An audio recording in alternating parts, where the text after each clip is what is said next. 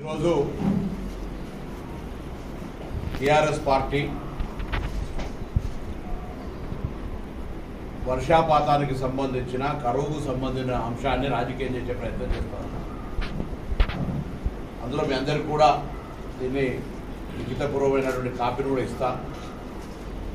2022 సంవత్సరం లోపల వర్షపాతం ఏంటి, 2023లో డిసెంబర్ కంటే ముందు మీరు అధికారంలో ఉన్ననాడు పడ్డ వర్షపాతం ఏంది, దేని ప్రభావం వల్ల ఈరోజు మార్చిలో ఏప్రిల్లో ఇబ్బంది వస్తూ ఉంది అనే అంశాన్ని ప్రజలకు చెప్పాల్సిన అవసరం మా మీద ఉంది.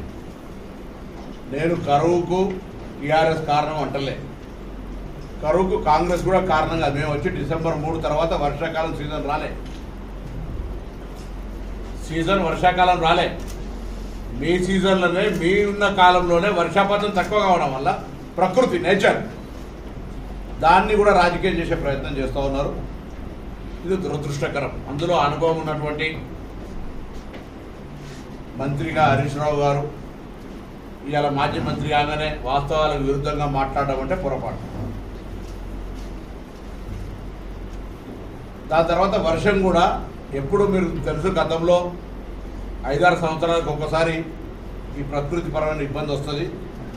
అరేబియా సముద్రంలో ఉన్నటువంటి ఆ యొక్క పరిస్థితుల ప్రభావంగా దాని టెక్నికల్ లాంగ్వేజ్ లొనినో అనేటువంటి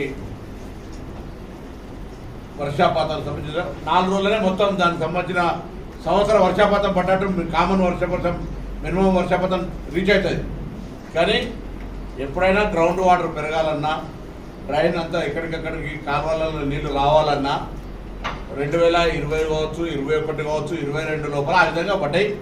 అబౌవ్ 1000 రెయిన్ఫాల్. మనం 798 నేచురల్ రెయిన్ఫాల్ ఉంటే 1000 చిల్లర మిల్లీమీటర్ల రెయిన్ఫాల్ పడ్డది. సో దానివల్ల అన్ని రకాల సక్రమంగా జరిగింది. మొన్నటిసారి వర్షాకాలం సీజన్లో రెయిన్ఫాల్ అనేటువంటిది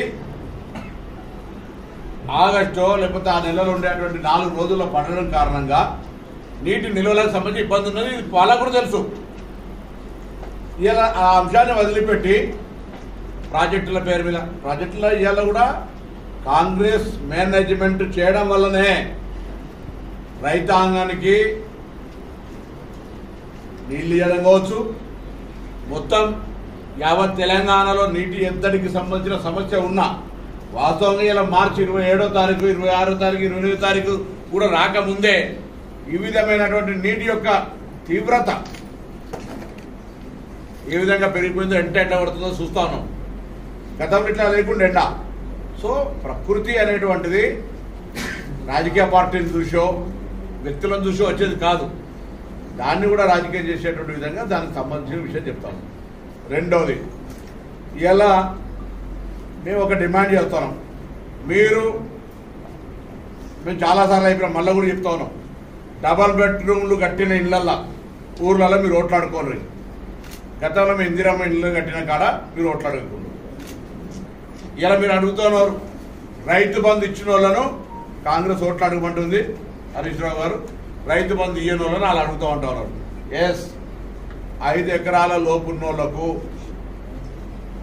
నిన్నటి షెడ్యూల్ ప్రకారంగా అన్ని పైసలు చెప్తున్నాం కదా, మొత్తంగా పైసలు 5 ఎకరాల లోపల వాళ్ళందరికీ వేస్తాం, మిగతా వాళ్ళందరూ కూడా వేస్తాం. ఇది పరిక్రమణ. మీరు ఆ డేట్స్ కూడా ఇస్తా. టీఆర్ఎస్ ప్రభుత్వంలో రైతు బంధు ప్రారంభమైన నుంచి ఏ డేట్ నుంచి ఏ డేట్ దాకా వాళ్ళు రైతు బంధు ఇచ్చిర్రు, ఇప్పుడు ఎందుకు తొందరపడతా ఉన్నాం? వాళ్ళ పరిస్థితికి అనుగుణంగా, అక్కడ ఉన్నటువంటి పరిస్థితికి అనుగుణంగా ఇచ్చారు.